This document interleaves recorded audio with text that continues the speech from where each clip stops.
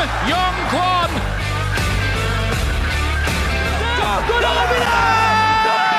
정동현입니다. 정동현이 역전을 만듭니다. 2점의 갈비를. Winners of the AFC Champions League 2020, Ulsan Hyundai. You're listening to the K-League United podcast, proud partner of Football Nation Radio. Hello, 안녕하세요. Ryan Walters back in the K-League United bunker once again after another week off. You know, it's been double game weeks. It's been busy. There's been a lot going on, but I am joined by the men that are becoming very quickly the usual co-hosts around here. And for those of you watching live, a very fashionable Michael Redmond is here. Hello, everyone. Now we're live. Now we're live. It looks terrible. No, it's great. Leave it on. For those listening to the podcast, we've got Michael set up with one of the we'll say commentator headsets that Pete made famous. So now we've got two ET fingers. Pete Hampshire is also here. Pete, how you doing? Hey up, gentlemen. Very well. Barnsley are in the playoffs, mate. You're going to have to get used to even more Barnsley talk next season. Barnsley. What is this Barnsley team? I haven't heard or seen anything on Twitter about this Barnsley you speak of. Supposedly there's some American there that's doing some things. Yeah, Daryl DK coming to a Premier League stadium near you. That's right. Not for Barnsley, probably, but... and I will say before we get started, just because he's been bothering me on Twitter about it, Scott Whitelock, this one's for you. Come on, you Reds. That's as American as you'll get it. I'll do it in like the action announcer later. But anyway, Michael, speaking of red, you were out this weekend and you're in the shadows today because you got a little bit of a lobster thing going on, eh? Yeah, Redmond, red sun burn. Seoul was blistering hot on Sunday afternoon for that game against FC Yangyang. And I do it every year. I don't know why I do it. I look at the temperature, go, wow, it's going to be hot. And I don't slap any sunscreen on. Let's just say, tomato, lobster, pizza. I've been called everything this week. Well, at least you have hair on the top of your head, because when I get burned, the whole skull hurts. All right. And I did that recently. I went out for 5-a-side because I need to remind my body that I hate it sometimes and make it run for 2 hours when it's not used to it. And I also came home with a sunburn, but scored a goal. So very nice. Very nice. Yeah. It may have deflected off of somebody, but it doesn't matter. Counts for me all the same. Doesn't matter. And I didn't die. Anyway, we're not here to talk about my 5-a-side exploits. We are here to talk about all things Korean football because we had a week off last week. Not a full week. You did have the weekend preview, which Pete's going to be hosting again soon. Anyway, we're going to talk very briefly about the men's Olympic draw. Sadly, there is no draw for the women's side in South Korea. We'll talk about the men's draw very briefly. Then we'll move on to talk about K-League 2, which I think will get a very similar reaction from Michael, the feeling for K-League 2. We'll talk about it. Then we're going to take a quick break, and then we're going to come back, and we're going to talk about somebody that I won't shut up about, that we're always talking about, Asnawi Mangkualam. We are going to be joined by Rahman, and we're going to talk about how he's doing in K-League, the expectations in Indonesia, his position being moved upfield, all those kind of things. We'll talk about that and have some highlights as well. Then we'll come back. We'll talk about the K-League 1 weekend that was for a little bit, because there weren't a lot of goals this past weekend, but we'll talk about why that might be as well. And then we have a massive mailbag this week.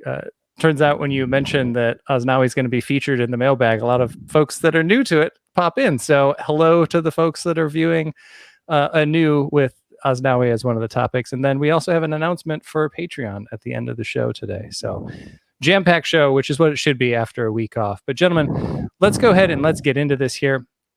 Let's talk about the Olympic draw.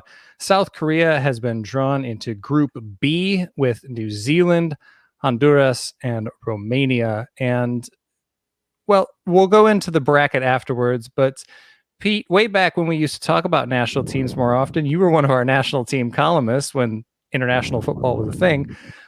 What's your takeaway on this draw? Yeah, obviously, on paper, the group draw, New Zealand, Honduras, Romania, it looks fantastic. But then you've got to look at, if they do get through that, it's who they're going to play next, because all the other groups are jam-packed full of top teams. But yeah, they've got to be pleased, haven't they? They'll be favourites for that group. I'm sure. And the only problem is such a small squad. His 18 players are going to be available to them. How on earth do you pick 18? Because we've seen so many players who you would fancy for that squad on form, especially on the wings. How on earth is he going to pick an 18? Yeah, that's not going to be an easy trick at all. Michael, before we get into the squad, which I think we'll do in another show because that could be a whole thing. But like you say, Pete, I think it's going to be a really difficult decision. How far do you think the men's team can go in the Olympics? Will they get the medal that they need for military exemption? Well, they've done it in the past. Obviously, when it comes to Olympic football in Korea, they've had success in the past of doing so. Obviously they're gonna. I think they're more than likely gonna get out of that group, aren't they? But look at who they have to face in the next round. It's either going to be France, Mexico, or Japan, as such, which would be very tasty if that drawn in the quarterfinals. But you never know for Olympic football. It is completely up in arms. Look at the other side. I'm just looking at the brackets here. Looking at the other side, it could be quite a tasty semi-finals and final, even if they get to that far. But we'll see. I think they'll definitely get out of the group without a hitch. And then after that, it could be anybody's, really.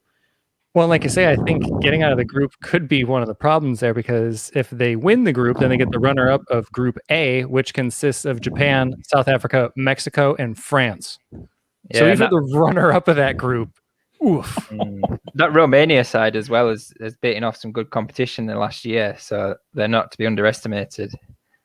Yeah, I mean, that's the thing. I don't really think there's an easy group per se when you've only got 16 teams coming in as well. And, we've seen what players of this age bracket can do. We've seen that on full display with the Korean youth teams lately, but definitely not to be underestimated. And like you say, Pete, I think it won't be easy, but Michael, I also agree with you. I think they will get out of that group, but man, do you want to win that group? Do you want to be runner up? I don't even know. So it'll be interesting. We'll see how things play out there. And again, we'll have more on that as the time gets a little bit closer and as the squad gets selected. So let's move on to the party. Let's move on to what we all want to talk about. Let's talk about K-League 2. Michael, I won't start with you. Don't worry. Thank you. Pete, hop in there. What we're going to do is what we've done before. We're just going to each pick one match here because we don't necessarily have time to go through all of them. But just really quickly, the results from the weekend were Gyeongnam 3, Bucheon 1995 0. Ansan Greeners 1, Daejeon Hana Citizen 1. They wish, 0. Busanai Park didn't manage to get a goal against the mighty Jeonnam Dragons, who won 1-0. I'll talk a little bit about that. Seoul Eland fell to FC Anyang 2-1, and Gimcheong Sangmu continue to be the team we thought they might have been before. They won 2-1 over Cheongnam Asan. So, Pete, of those matches, which one drew your attention? I picked the tasty clash down at the bottom, the current bottom two sides, Gyeongnam 3, Bucheon 0. Lee Jung-hyuk, he's rumoured to be leaving the K-League, but he scored his first goal of the season. And Hernandez, coincidental timing. Yeah, maybe he's got that confidence boost. You never know. Someone wants me, I'm going to bang a goal in.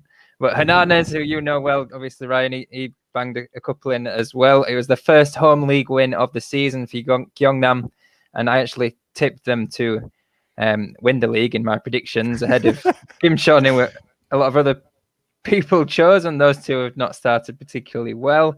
Gyeongnam, they really need Baek Sung-dong, Hernandez, who came off the bench to score a couple last weekend. They need those two and Willian to really pick up if Seol Ki-hyun's going to be in a job by the end of the season. And hopefully, for my prediction and for Gyeongnam, this is the start of a run, because obviously it's not too far into the season. The stats for Gyeongnam are quite interesting, because even though they're currently 9th, they're second for expected goals, possession and crosses. Perhaps they've just been passing it around too nicely and messing around rather than just hooping it up. When you've got players like Lee Jung-hyuk up front, maybe you don't want that fancy football. You just want to get it up the other end of the pitch.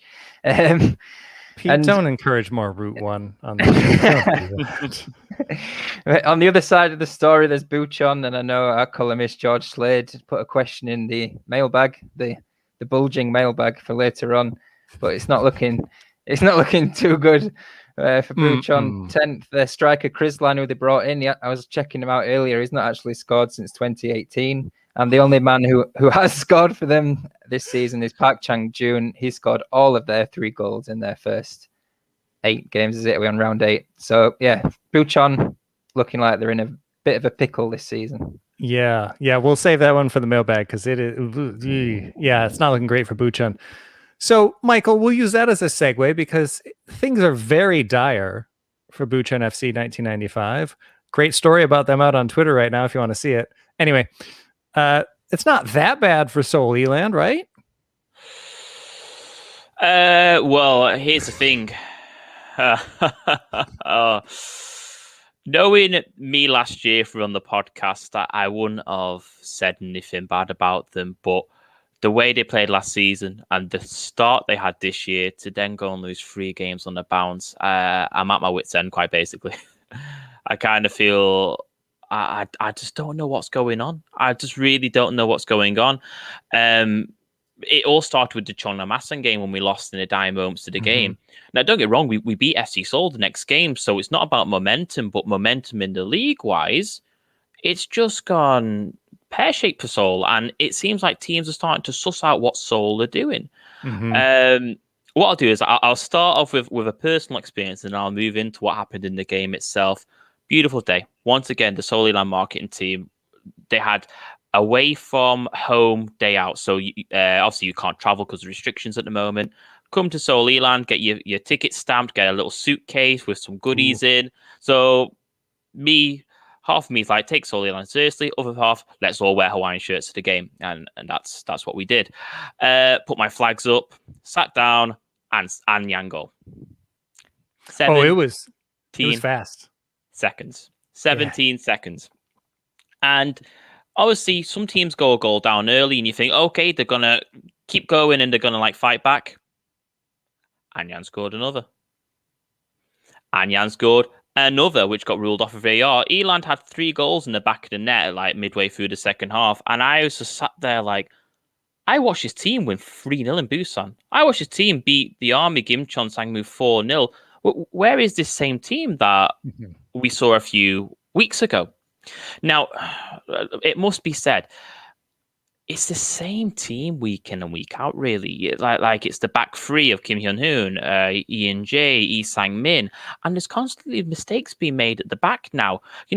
What does Kim Jung-hwan need to do to get a game for Seoul Eland to start? He started in the cup games, and he's been absolutely excellent for Seoul this season. How he doesn't start? Another player, Kim Jong-wan up front, he's Seoul Eland's top goal scorer. His 7 starts for Seoul have all come off the bench. He's not had a single start for Seoul in the league. What does he need to do to start for Seoul Eland? I think at the minute, personally, there's a lot of players in that team who are like, okay, you're that certain person, you play no matter what, where they're not playing under, maybe they perform well in training, but based on how they're playing in league games, it's quite strange to see who are actually starting every weekend.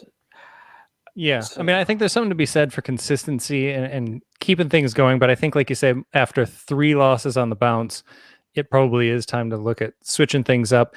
Any encouragement out of the late goal in that one, though? There was a 77th minute strike from Hwang Tae-hyun that, they could have just buried their head and called it a 2-0 loss. Because, like you say, it looked like it was going to be 3-0 there for a second. And any glimmers of hope from that? Well, that's it. Anyan could have took the sword to Seoul Eland on Sunday. They could have had about 4 or 5, to be honest. But some positive news, really. Captain Kim Young-goon, he came back and put the captain's band right on him straight away. We played better when he came on the pitch. Eland changed it around when he came on the pitch. Hwang Tae-hyun, debut goal. He almost had the goal in Gimcheon, but it was actually Kim Jong-hwan's goal instead. There was a bit of confusion, but it was his. This was his goal, and no one was taking that away from him. So there was some positives towards the last 15, 20 minutes of the game. Eland just couldn't find that equaliser. And it's a bit of dire straits at the moment with Seoul. They're free-falling. If they didn't have such a great start they did, then we could be down there with Gyeongnam and down there with Bucheon. But, I don't want to go back to the K2, though. That's K2, isn't it? I mean, I don't want it. I don't want to go back to the old Seoul again. I've had 3 years of heartbreak. I don't want any more. Well, The real heartbreak will come when they make the playoffs, right? Tears Anyway. of joy, honestly, yeah. Let's move on to another team that might be making the playoffs. And the game that I picked here was Ansan Greeners 1, Daejeon Hana Citizen 0. The Greeners continue to just defy expectations and prove that anybody could beat anybody in K-League 2 this season. Quick side note here, the Jeonnam Dragons also won over the weekend with Jonathan Balotelli getting the game winner against his former team of Busan. Bam. But I'm not going to talk about that game. I'm going to talk about the Ansan Greeners because that's back-to-back wins for them. They're up into 4th place now. Both of those have been 1-0 victories as well, which is the second best defensive record. They've only allowed 6 goals against in 8 games. Only the mighty Jeonnam Dragons is better than that with 5. But I think it says a lot about Ansan's defense that they've been able to do this. They've been able to hold so many clean sheets with Aznawi playing in a more advanced role, because when he first came into the side, he was playing more as a wingback and doing well defensively, but with him further up the field, they've still managed to lock things down at the back. And it's impressive from Ansan, but obviously we're going to talk about Ansan a lot after the break. So I think the other thing to mention here is that despite the loss, Daejeon are still top of the heap.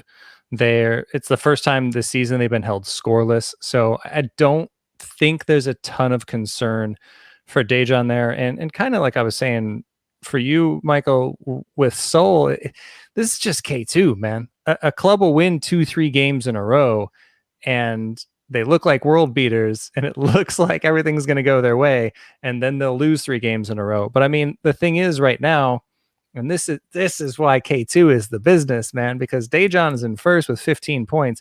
You go all the way down to 8th to Busan, they're on 10 points. There's 5 points separating 1st and 8th right now. It's lovely. It's so nice having a competition, unlike K1, which we'll talk about later. But I hate you, Ulsan. I don't, but I do, but I don't. Anyway, we'll talk about it later. But K2, I think all sorts of fun going on there. And Ansan Greeners, they're turning into a really fun team to watch. Obviously, I have a bias because I'm always going to want to watch Southeast Asian players, and I think Aznawi is doing well, which again we'll talk about soon. But they're turning into a rather entertaining team, and that mint green kit, it's growing on me. Just gonna say, it's growing on me.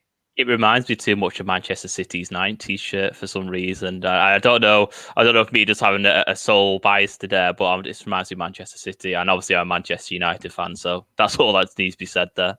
See, it reminds me of the Mighty Ducks. They just got to come out there with the flying V and get this thing over with. Anyway. Who are the Mighty Ducks? For those of us that aren't aware. Who are the Mighty Ducks? Only the 1990s Emilio Estevez-led Disney classic, The Mighty Ducks. They made an actual NHL team out of this movie, guys. Oh, okay. I don't think it aired in Yorkshire, that one. This is astounding to me. We're gonna talk about this probably in the mailbag, but we're running a little bit long here, so we're gonna take a quick break, and then on the other side, we're gonna talk to Rahman about Asnawi Mangkualam. We'll be right back. FNR is a revolutionary football-dedicated digital platform, the first of its kind in Australia. It provides a 24/7 live online radio platform experience, podcast hub, and acts as a content provider for TV, radio and digital. Having reached millions of listeners and football fans since launching, FNR is accessible worldwide via its website or app, providing a platform to discuss, debate and celebrate the world game. We are your voice of football, FNR Football Nation Radio.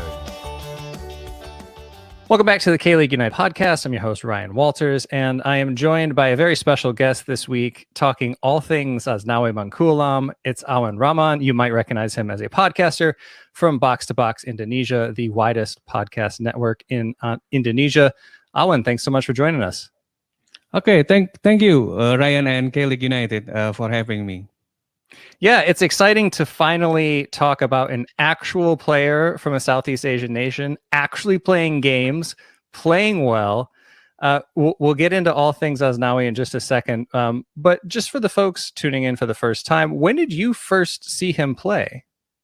Okay, the first time I see Asnawi play is in National Sports Week in 2016. Asnawi play for his provincial team, South Sulawesi. The tournament is for under 23, but in that time, Asnawi is only I guess 16 or 17. So he make big impact. He play in the central midfielder, and he bring his team to the final, to gold medal match against the host province, West Java. Despite they are losing, I think Asnawi especially doing really good in the tournament, and he scored one goal. What I remember, the final match is really most remembering for me because Asnawi, a 17 years old young midfielder, he must face more experienced midfielder and also got more name like Abdul Aziz, Febri Haryadi, and Gianzola. But in that time, Asnawi was really resilient. He shows his strength. Even though I must admit to you all, my purpose in that game is to see other player in Asnawi team. His name is Nur Hidayat Haji Haris. He's a center back. But in that game, I see, well, who's this young fella? He's really good. I think he is 23, but no, he is 16 or 17, I think. That's the first time I see Asnawi.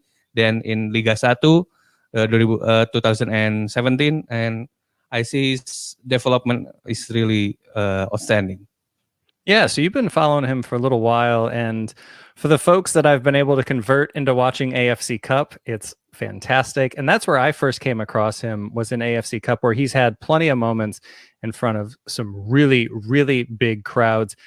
Most of the time that I've seen him play before he came to K-League, and I believe in most of his career, he was played as a wing back, whereas now with Ansan, he's being deployed a little bit further up the field. He's playing as an out-and-out winger a lot of times.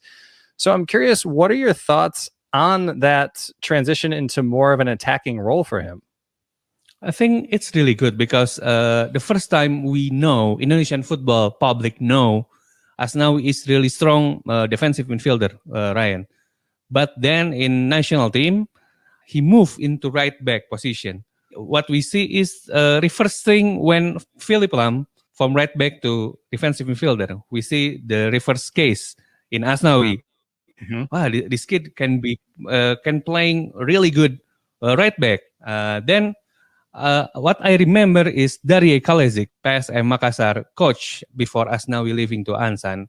He played Asnawi once in attacking position in one game, I remember, and it's turned out good for the team. But then in next game he back to defensive midfielder and then back to right back. What I can say is the transition is really good because Indonesia is known for the fast winger. You know, we proud that we produce really good wingers, and maybe Asnawi is one of them. I remember that Korean media said Asnawi is Indonesian Park Ji-sung. Yeah, I'm very flattered with that because Asnawi got everything to be a really good winger, especially his drive and his crossing ability. Also, his movement, he got everything. He got a potential to be really good winger. Because like I said again, our nation, Indonesia, is really known for producing excellent winger, especially in Southeast Asian level.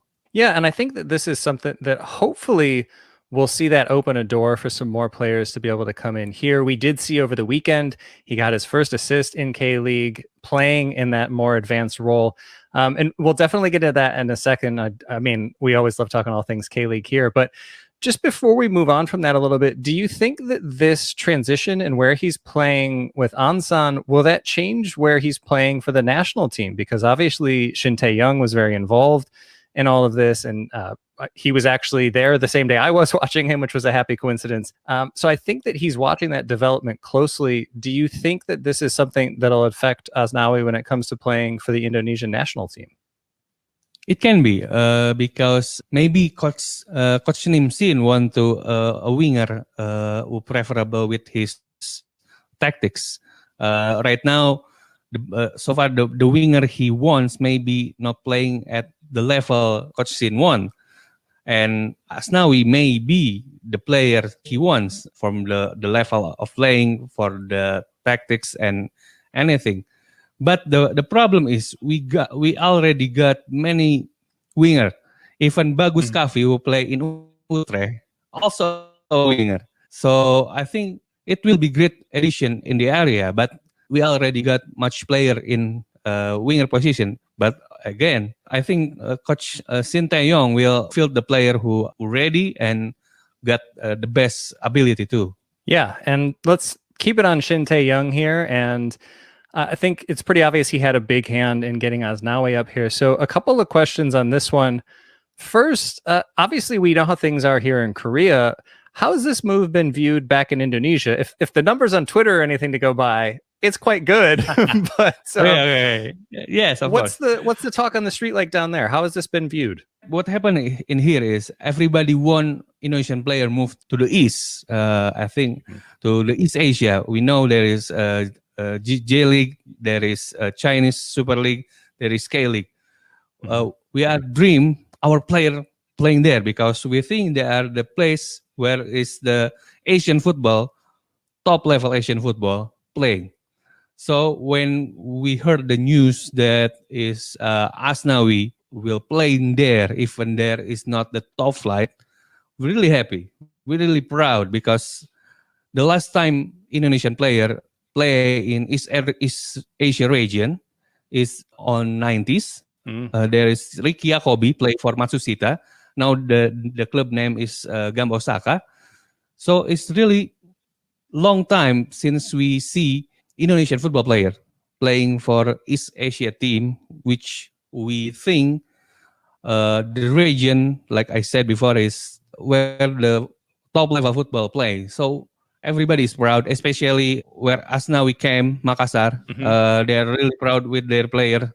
I also advocate the players to play in K-League because I think K-League have many opportunity to our player than any other league in Asia because there is Asian quota players and we may show something in K-League and then we make our football into the next level.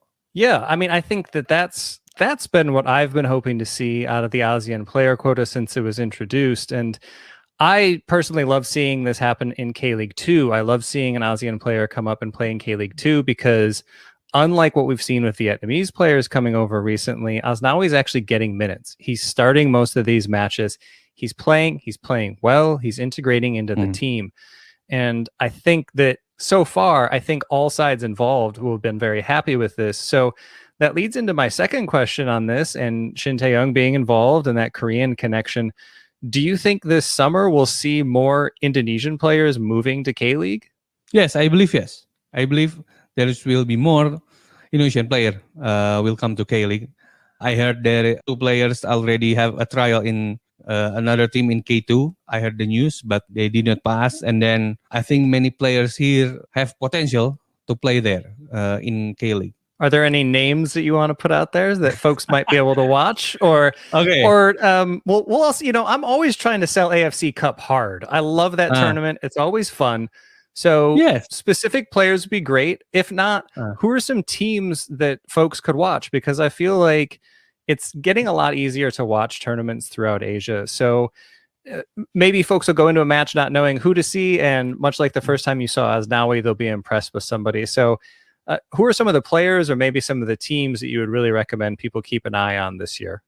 For K-League fans, I have several names actually. First, I think our Indonesian Messi, Egy Maulana Fikri, who play in Lechia Gdańsk in Poland, in my opinion, he better play in Korea. In Korea, and he plays.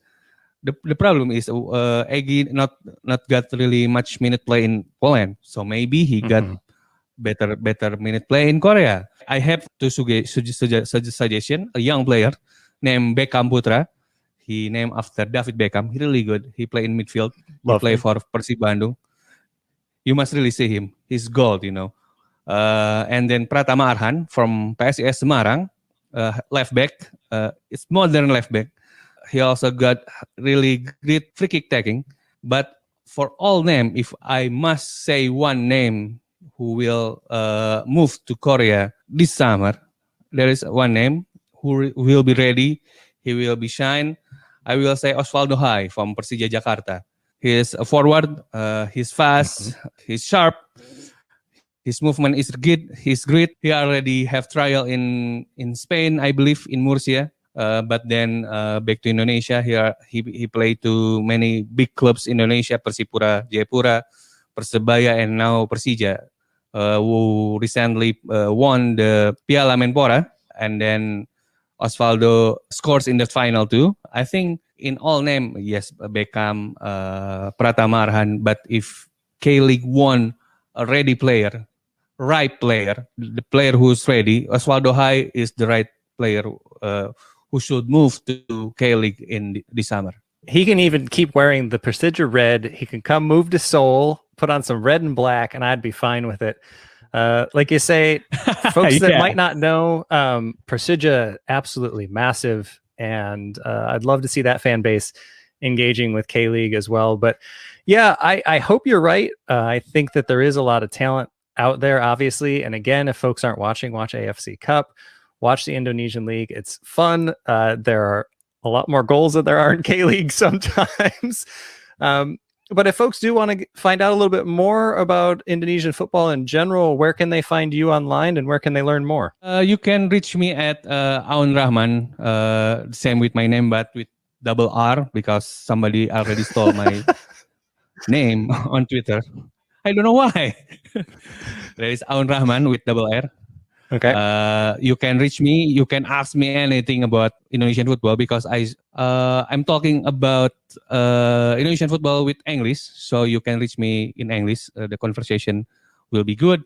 I will answer for anything you ask me. Great. Well, Aun, thank you so much for taking the time today. And hopefully we see that Aznawi goal sooner than later. And hopefully we see some more Indonesian players up here in Korea. But thanks again. Okay. Thanks again.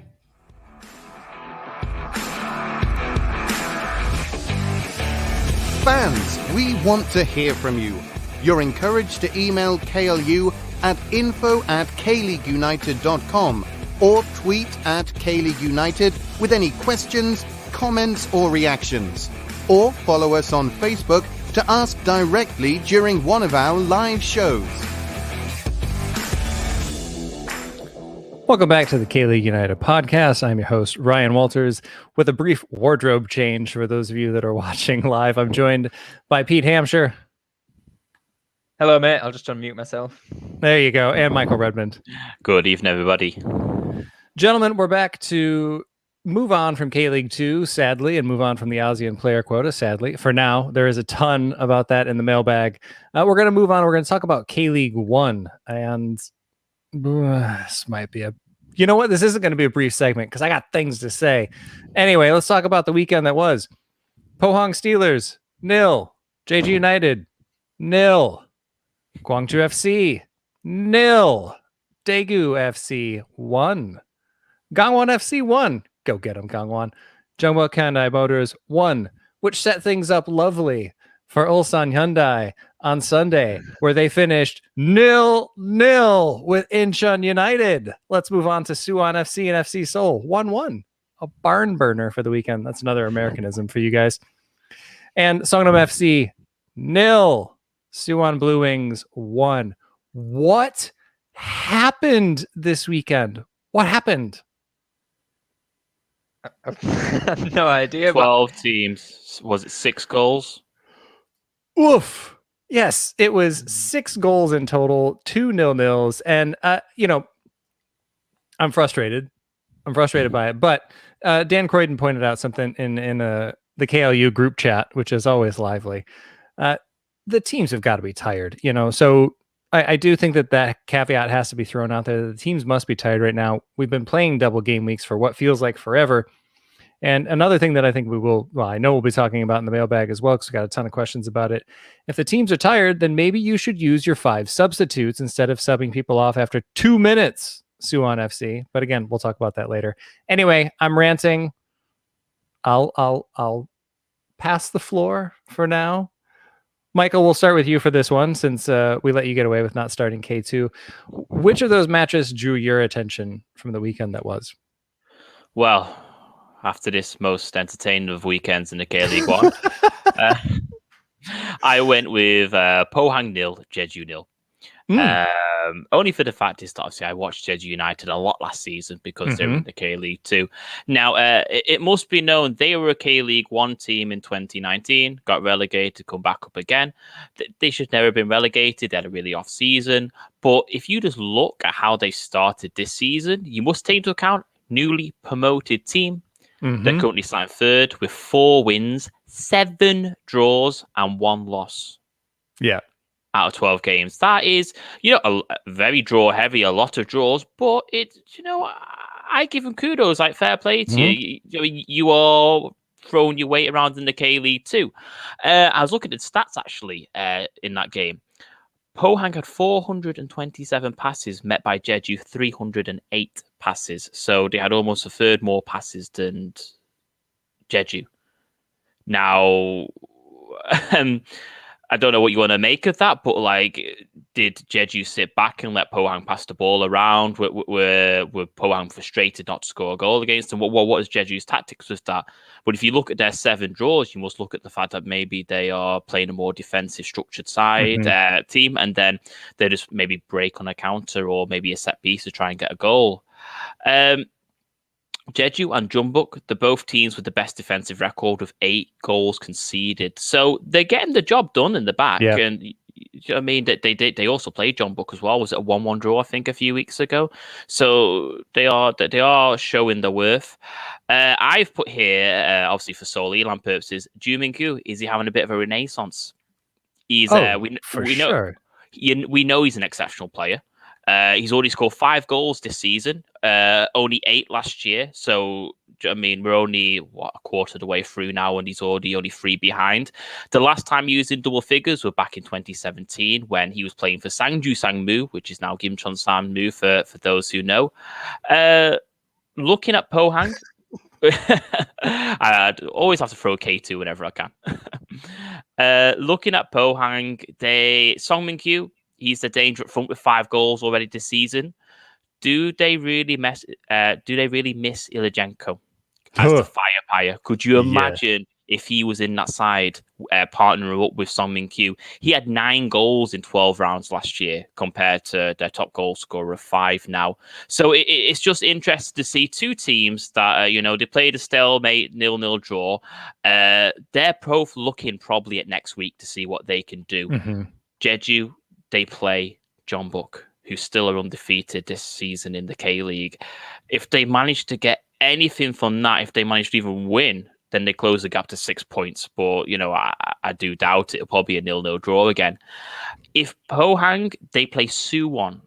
Now, if they beat Suwon, they go to 3rd, as long as Jeju drop points, and they'd be 4th if Jeju did get that all-important win against their Jeonbuk Hyundai Motors. But things are hotting up around that 3rd, 4th, 5th place. It's looking quite interesting for them, that ACL race. And, I tip Jeju to keep going and playing the way they are. They just look comfortable in defense. They just look a comfortable outfit if they only have lost 1 game this season. Yeah. Newly promoted team lost 1 game this season. So you've got to give them a bit of credit when it's due, really.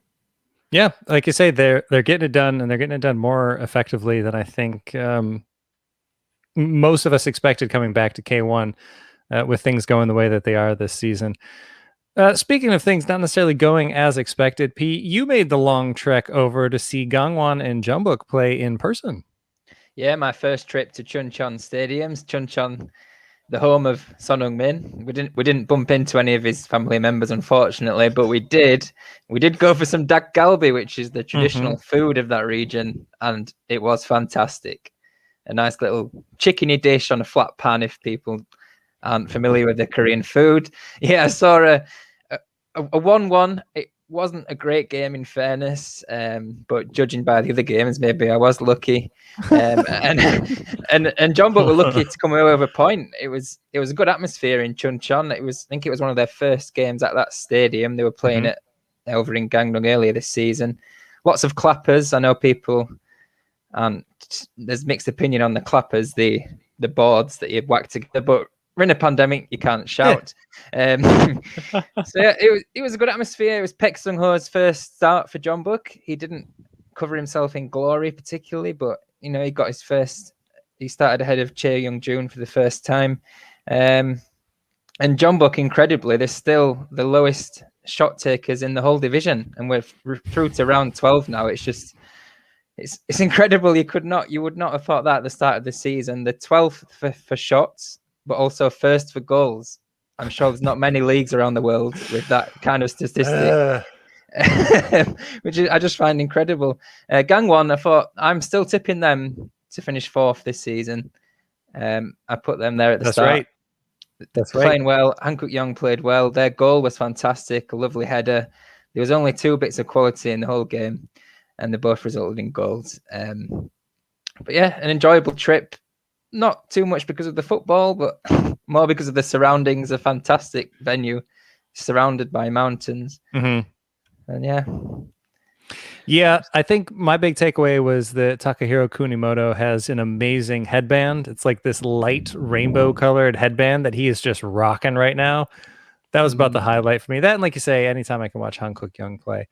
One more talking point before you move on. I know you've got some questions about the subs in the mailbag, and Jeonbuk used their 3 subs quite early, relatively early, and that meant that to bring on the full complement of subs, they had to swap out their goalkeeper because he was one of the only 2 under-22 players. And they were all warming up, these 4 Jeonbuk substitutes right in front of us, but in the end, they decided not to use them. So Kim Sang-shik, the Jeonbuk manager, kind of blocked himself from tactical changes because of only having under-22 players. And then I think he didn't want to take the keeper off because it was such a tight game. Mm-hmm. And it was just a mess, to be honest. We'll touch on that in the mailbag. The whole substitution thing is a big old mess in general right now. I see we've had a couple of comments come in throughout the show. Some folks talking about a match that I'm going to talk about right now. So we'll get to that in a second. And Matthew Binns is also just saying that Jeonbuk aren't shooting until it's scoreable. So great to have Matt's presence on the pod, even when he's not here. So Jeonbuk, I'm going to look at that as kind of points dropped because Gangwon's form before that, you would have expected Jeonbuk to go there and get a point. On the night, I think Gangwon were actually unlucky not to get full points, but that set things up perfectly for Ulsan to go to Incheon. No disrespect to Incheon here, but how do you not get something out of the league's worst defense? Incheon have shipped 21 goals. That is the worst in the first division, and Ulsan got nothing. This game finished 0-0. Props to Incheon for this. They came out and played a really good defensive game here. But this is the thing with Ulsan year after year after year. Jeonbuk finally dropped points. Somebody finally did them a favor and dropped some points. What does Ulsan do? Nothing, because that's all they ever do. It's just a bunch of nothing when Jeonbuk sets it up for them. Kim Ji-hyun, 8 starts, 0 goals so far. It's not good enough from him. And Michael, kind of like you were talking about with Seoul Eland earlier, my question right now is, what does Lucas Hintesier have to do to get a chance for this team? He has 6 appearances so far, only 2 of them starts, and he didn't even play in this game against Incheon. It's 0-0. You've got a striker on the bench. What are you doing? The thing is, I think some of these managers, they think they're playing a long game. They think they're playing tactically from the first minute to the 90 minute. I think they're so set in their ways that they just don't even contemplate switching the game around, where even if the game isn't going to how they planned, they just think, well, no, I've got this plan now. I'm just going to keep going with it. Do you know, honestly, when you look at a lineup of a team, you see the subs bench, every week you can look at and go, you're not playing. You're not playing. You're not playing. And you just know before the ball's even kicked, no matter how the way the game goes. And maybe he's just out of favour with the manager at the moment. Is he putting the effort in training? Is he just not fitting into the role at the moment for what the manager's thinking? It's bizarre, quite frankly. I think that if you're drawing a game and you've got a strike on the pitch, get him on there. Maybe he can go and prove something. Yeah, it's baffling. That, and maybe the most surprising thing out of all of this was Kim In-sung with the miss of the season. I mean, my goodness. We started the show talking about how not so great my 5-a-side is going these days. I could have scored that goal. I guarantee you, I would have scored that goal. Wide open net, a deflection comes to him. I mean, this would have made Chris Wondolowski just cry in shame. If you guys don't get that reference, that's fine, because it's a heartbreak for me and every single American soccer fan. That's right, soccer. Anyway, wide open net, and he just somehow misses it with his left foot as well. Like he used the proper foot. He's on the left side of the net. He had the whole thing there, and he somehow got it wide. It was just Ulsoning. It just, it was frustrating. It's just so frustrating. In the first half, though, I thought Incheon played some of the best football of the weekend. Yes, let's end on the positive there. I do think that Incheon came out with a game plan that they were effective in. I mean, when you've got Ulsan coming to town and you get out of there with a point, I think that's a job done for Incheon. If you can get a win out of that, fantastic. But the way that they set up, the way that they frustrated the wingers specifically for Ulsan, who that's where most of their joy has come from this season. Delbridge probably had his best performance for Incheon so far. He almost gave one away there, but he got lucky. And I thought he put in a pretty good performance for them. And yeah, never doubt Incheon. Incheon's always going to get things done. And they're picking up points a lot earlier this year than they did last year. Incheon's going to be fine. They might even finish mid-table, which wouldn't that just be lovely for Incheon fans? We've got a early question coming in here from Bins on YouTube, but I'll say we'll touch on that first because it does touch into the mailbag questions that we have. We have a ton of those. So we're going to take a really quick break, and then we're going to come back and hop into the ultra stuffed OG Luis mailbag. We'll be right back.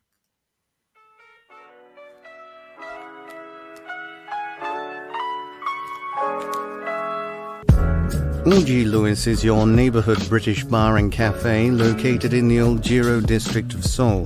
Decorated in old English antiques and furniture for a true homely feel, you can enjoy homemade scones, cakes and afternoon tea during the day, and traditional British favorites like beef stew, English ale, and a fine selection of wines at night. Available for private parties or simply an evening out, OG Lewis is sure to become your favorite neighborhood pub. Be sure to mention K-League United at the bar during your visit and you'll get 10% off your bill.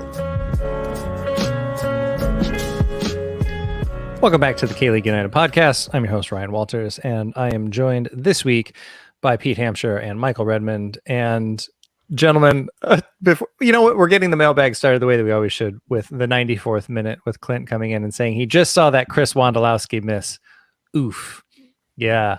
I was with about 20,000 other people at Soldier Field in Chicago when that happened. You have never heard so many people cry out loud at the same time.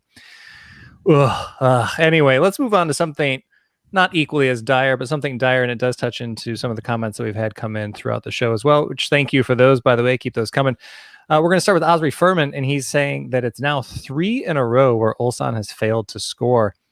Is this a bad case of confidence issues, a center forward problem, or something else? And that kind of ties into what Matthew Bins is saying on YouTube. Is it Hong Byung-bo? Is it the manager? Pete, you've watched this team a lot. Yeah, and I think what you're touching on earlier with Lucas Hinterseer, I was looking at his career this afternoon. Well, I should have been doing schoolwork. And he scored 42 goals in the German second division for VfL Bochum. How is he not getting on the pitch more against teams at the bottom of K-League 1? I'm not quite so sure. And just needs to trust him and give him game time, because if you're coming over to Korea for your first ever season, you need those minutes in your legs. You can't just be expected to produce randomly off the bench in spits and spurts. He needs trusting. They probably put a lot of money into signing him in terms of wages. So why not give him those minutes? Yeah, he has all of 226 minutes so far in 6 appearances. And like I said earlier, only 2 of those are starts. But I will put myself on the line before you move on and say I've seen more of John Buck, and I think in the next maybe 5 game weeks, I think Ulsan will catch up with John Buck. It's not all over. Well, Pete Hampshire with a glimmer of hope for us. Speaking of glimmers of hope, Michael, let's move on to one that we got via the email. Slid into the email here. This is from Donguk, and he said, "Are K-League 2 teams now starting to know Seoul's game and adapt to it? Seoul Eland, we should say. How can Chung Jung-young change his tactics?" Well, yeah, simply, yeah. I do think teams are starting to look at Seoul Eland and go, right, we need to mark Leandro, right, that the defense isn't as powerful as we thought it was. It wasn't a brick wall, loop balls over, and certain defenders, Isai Midi and JD, struggle to head the ball properly, quite frankly, to be blunt about the situation. So these teams are starting to notice that Eland look vulnerable. He needs to, personally, my opinion, my honest opinion, I think he needs to switch it around a little bit. I think he needs to give some of these players a rest who have played every single minute so far, and bring in some players who are on the bench, some game time. Free at the back, a lot of teams play free at the back. Anyang played free at the back. Also, Asan and Dejon, who were playing free at the back in recent games. Maybe stick someone behind at the moment. Have 4-4-2. Just go for maybe like a 4-3-3 because he likes to play free at front. He likes his Leandro, his Babiogo, and his Benigas trio up front. But maybe just stick an extra defender at the back, especially when you're having shaky times as it is right now, where you're not even conceding for fun, but you're conceding to lose games 1-0, 2-1. 2-1, like the other team's not running away with it, but obviously mistakes are being made. We've conceded 5 goals in 3 games, so yeah, squad rotation. I think that's the thing for both of those teams. I think that's it for Ulsan and for Seoul Eland right now. This is a slightly tougher one. We'll stick with you for this one, Michael. George Slade has come in here and he said, is there any way for Bucheon to save their season, or are they destined to finish bottom again this year? This 2021, that 2020 Bucheon team reminded me of Eland in 2017, 2018, and 2019. Not so much 2017. We went on about 11 games without a single win. And I think Bucheon did about 9 or 10 last season without a single win. Yeah. It just mirrors Eland performances from 2-3 seasons ago. I don't want to break George's heart, but I just don't think they're going to get off the bottom this year. Unless Eland take a plummet, and obviously be the pessimistic Eland fan. I just can't see them. They just don't have the oomph and the drive to even push themselves at the table. I watched them personally a few weeks ago against Eland, and we won 4-0. And it could have been about 5-6-7. Eland weren't, they're on fire, obviously, but they didn't play like they played against Incheon or played against Busan. They were a bit, going at like 80% rather than like full pelting it. Could be a long season if you're a Bucheon fan. I can't remember if I mentioned it earlier, but that Park Chang-jun, who seems to be having a good season, is the only player to score for them this year. Yeah. So if he gets injured, then what are they going to do? Only goal scorer of the season for them. And you must think 8 rounds in, you only have 1 goal scorer. Wow. Yeah, that's the thing. I think they'll need to really hit with their summer signings if they're going to be able to do anything this year. It's a very important window for Bucheon, and I don't know if they're going to make a ton of movement because I think they're trying to build through youth right now, but they've got to have somebody to help score some goals. So big summer window coming up for them. All right, let's move on. This one is from Confused Patrick. Love that Twitter handle. Confused Patrick on Twitter is asking, any reason for the lack of ASEAN players in K-League despite having the special slot prepared for them? Seems that Aznawi is the only ASEAN import playing in Korea. I've ranted a lot about this. Pete, you want to field this one? What's going on here? Why aren't there more ASEAN players in K-League? Well, I think one reason is the nature of the league. There's only 22 teams in the top 2 divisions. And you've got a lot of managers who just trust those same old faces round and round again. We've seen Suwon Bluewing sign Uros Jeric. We've seen Lee Jung-hyuk go to Gyeongnam. They just love to trust those same old faces and no ambition, no drive to do something different. I think that's part of the problem. And when there's only 22 clubs, you just start to run out of options if those other clubs are taken up by the old hats. Yeah, 22 clubs without an opportunity for those below them to move up. I think this is the thing, in Thai League next year, we're going to see another team that's come from the 3rd division get promoted twice and make their way up to Thai League 1. We can't see that here. And I think that's part of the problem as well, is that if there was a K3, K4 club that's really ambitious, comes up through the ranks, is using the ASEAN player quota effectively, or just plays a different style of football. I mean, I think that's one of the bigger problems in general, is that there are just too many teams playing too similar of a style that a lot of the Southeast Asian players don't really fit into. But hopefully now that we've had Aznawi come and play well, hopefully that'll change things there. But I don't want to stomp on any other questions. So we got another one.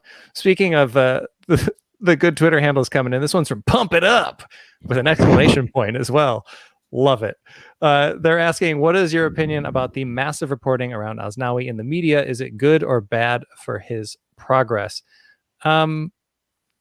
Personally, I think this could be kind of a good thing for him because he is here. He's getting a lot of attention. But it always has to be done through a translator. So he can't necessarily be hounded in the same way that he could at home, where it's his native language all the time. So that's me. Is that just with rose-colored glasses, though, Michael? I think you might want to look at a bit like a Freddie Adu moment here, where everyone's everyone's topping him up to be like the greatest thing ever. But he's had a fantastic start. You've got to give him the credit. But if he starts veering off slightly, a question's going to be asked. Even of the K League in general, like, he's not suited for the team. He's not suited for the league. But right now, he's been playing good for Ansan. Like, he's had a good start. And you must remember, first few games into the season for him, because he didn't start at the start of the season. So, so far so good. And if you want to look at the marketing and the media of the teams as well, Ansan now have like 40,000 followers on Instagram. They've gone from like last in the K League 2 to like the fourth in K League 1 and 2 combined. So shirts have been sold left, right, and center to Indonesia because of his following. I've changed it slightly from him to the club level now. It's a good bit of business to have him in the league, and his quality is showing that there's spots there for him. So maybe he does deserve all this media presence. I mean, I think that's kind of the thing, is that look at the attention that we're getting on this league with one Indonesian player here. Imagine if other teams actually took advantage of this quota and we had multiple Indonesian players. We had a Vietnamese player, which we'll get to in just a second, Thai players. I mean, if this league could actually represent Asian football in the way that I hope that it can, then I think that the benefits are very, very numerous there. And I think that the reporting is going to have to be a part of that. I think we have to have eyes on these players. I mean, you brought up Freddie Adu, and the two things I would say on that, the first thing is that there is a really great podcast series by Grant Wall called American Prodigy, where it's essentially a long form interview with Freddie Adu about his career. Fascinating stuff. Highly recommend that. And the other thing on that is that Freddie was 14 when he started playing for DC United as a pro. And it was all of America saying, okay, go and save this sport for us. So a little bit less pressure, but I do think it's not a bad comparison, because there is a lot of pressure on Aznawi to succeed here, and he's done pretty well so far. So hopefully he can keep that up. But again, full mailbag. So we'll move on here. This one's from Ben Casey, and he's asking thoughts on why Park Hang-seo seems to not be making similar moves as Shin Tae-young in terms of recommending Vietnamese players to K-League clubs. Pete, I'll throw this one back to you. I'm sure Vietnamese players will have been recommended to some clubs, or at least been on the radar. I think it's more those clubs haven't taken up the gauntlet to take a risk on them, and clubs might worry that they have to settle players in, where other international players, like we see a lot of Brazilians and Dutch players in the K-League, they've got those contacts and settled paths how to settle those players in. Perhaps they're worried about that. But they're going to look at Ansan Greeners with their example of how to do it with envy, because they're up to fourth and they're getting all that attention. And maybe he hasn't been involved with a K-League club, Park Hang-seo, since 2010, with a club that can actually choose who it signs, because he was at Sangju Sangmu, and perhaps Park Hang-seo over in Vietnam has just lost some of those connections because it's been a while since he was active in K-League. Yeah, I think the other thing there is that a lot of the Vietnamese players have come up to K1. When we saw Win Kong Fung here recently, he was with Incheon, and he just wasn't getting the minutes there. Again, to me, and I'll keep saying this, I think the key thing is that Aznawi came to K2, and he's actually getting minutes. And I don't know that there are as many Vietnamese players playing in V-League 1 that would want to make that move. Don't think it'd be a bad one for him, though. I mean, look, Cecina started in K-League 2. Jonathan started in K-League 2. It ain't a bad league to get your start in. So we'll see. I'd love to see more Vietnamese players, but I think we'll see. It's a tricky situation. And I think a lot of it's not to do with the club problem with the clubs wanting to sign them. It's the background issues, because when I've been in the media zones, sat next to like the club staff this year, especially at Gwangju, I've noticed with the new foreign signings, they're all like wondering what kind of player he's going to be. The new foreign signings, it doesn't seem to be a massively well researched thing. When I was at Guangzhou the other week, it was like, oh, this Hayes he's actually quite good, isn't he? It was honestly like they've never seen him train or any research on him. So you do wonder how these deals get sorted out sometimes. Yeah, I mean, we know from certain managers leaving their clubs because of these kind of decisions and not having a say in which players are brought in, that it's not always up to them. So again, hopefully now that there is an example of somebody coming over and having it work out, hopefully we'll see more. But we did have another one come in about current ASEAN stars that some K-League teams should look at. I'll just say, go back and listen to what Aun said in his interview. Definitely Osvaldo Hai. If you haven't watched Persija Jakarta in general, go ahead and do that. Get some eyes on him. You will not regret it. I will keep banging the drum of Safawi Rashid. Please get him over here. And once again, why not? What's a podcast without saying Wing Kong Hai should come to K-League? Why not? Those are my guys. But anyway, we'll move on. This is kind of a big talking point to end on. And we had two people kind of in the same note here. We talked about this a little bit earlier in the show. Charlotte Patterson came in here and she said, I know you guys have touched on it in the past, but what should happen with the U22 rule? Should they amend it so that players have to stay on for a minimum amount of time? She's suggesting 50 or 60 minutes. I think that might be a little bit much. Or should something else be done? Then that's also pretty much echoed by Bavarian Beasts. Oh, we got some good names. Bavarian Beasts, So Rare Club on Twitter as well. Loving the handles this week. And they were pointing out that the rule is just being absolutely battered by Suwon FC this year. A substitution after 2 minutes. Why even bother? I mean, Michael, what should be done about this season? Because something's got to change. Yeah, it's tricky because you can kind of see their intention to try and get the younger players into the K-League and play in first team football. But like, it's one of them where I automatically thought when they said, oh, give them a minimum amount of minutes. What if these players start feigning injury? Because obviously if they're actually injured, then you'd have to ignore the rule and let them come off for somebody else. But do you start looking at things like that? Like, oh, what if the manager's told them, if you go down, you stay down? It starts becoming a very tricky situation. It's a really, really grey area. Personally, I like the idea of giving you an extra sub because of the under-22 rule, but the way the teams are abusing it is just, I just hate the way that they're doing it. So, yeah, Cho Sang-jun, who was one of those lads who came off after 2 minutes for Suwon, he's played in 8 games this season, and his average involvement has been 24 minutes. And I'm not sure how that's helping because he's starting most of those games as well. It's not like he's coming on as the final push. I mean, I guess my thing is, like, look, managers are always going to do what they can do to win a game. I completely understand that. But if you're taking them off after 2 minutes, you have the advantage of 5 subs. Why not just start the 2 guys that you replace them with and just have 3 subs as normal? I mean, again, we've talked about this before. You don't have to have 5 subs. You don't have to do it this way. You can just have a U22 player in the lineup, just one, and do 3 subs like you've done for the vast majority of your professional career. Like, I don't understand this tendency to have to do 5 subs because, again, they're just kind of going against it. They're kind of abusing it in a way, not in a way, they're just abusing this rule. And I don't understand the benefit a lot of the times.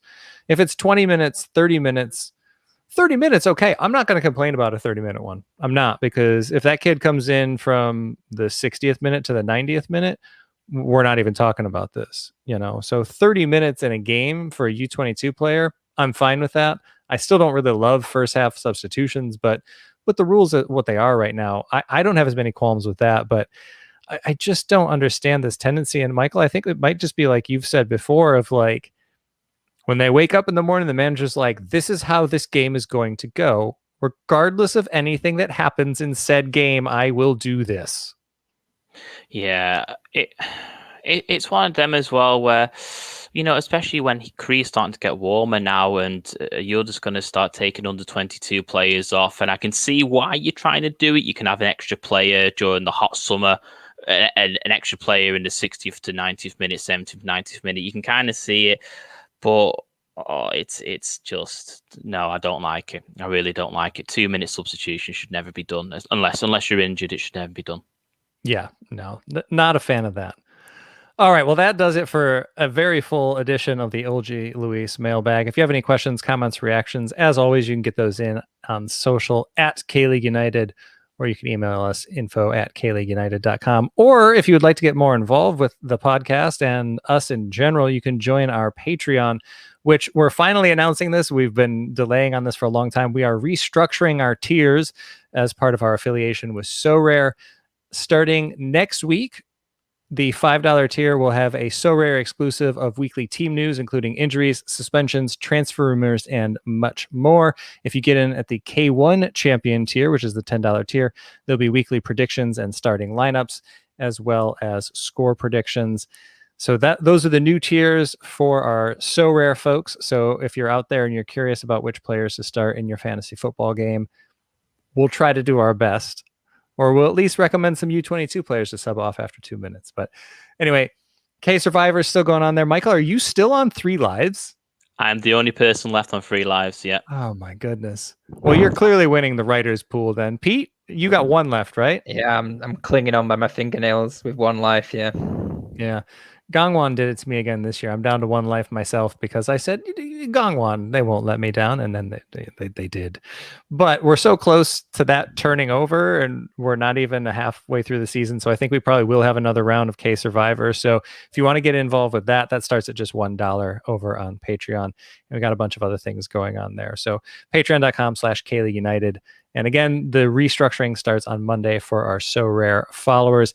And as always, if you'd like to listen to this podcast live, you can do so every Thursday on Football Nation Radio down in Australia. Another plug for A-League this season. I watched a 9-goal game on Friday, and it was almost enough to carry me through the K-League 1 fixtures on Saturday. It was almost enough, but it was all sorts of fun. 5-4 Western Sydney Wanderers ended up losing that game, unfortunately, to Melbourne Victory, but they were down 5-1 and they made it 5-4 with 15 minutes to go. It was amazing.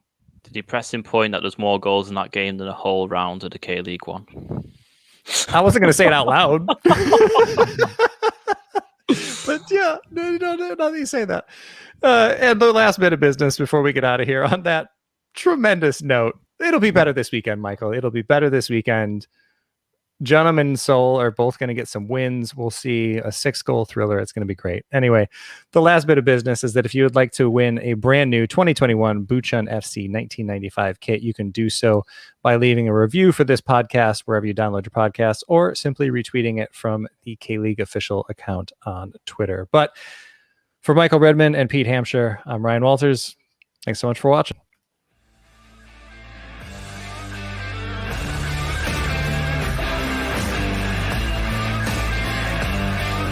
정조선 공공 폭격기 김신우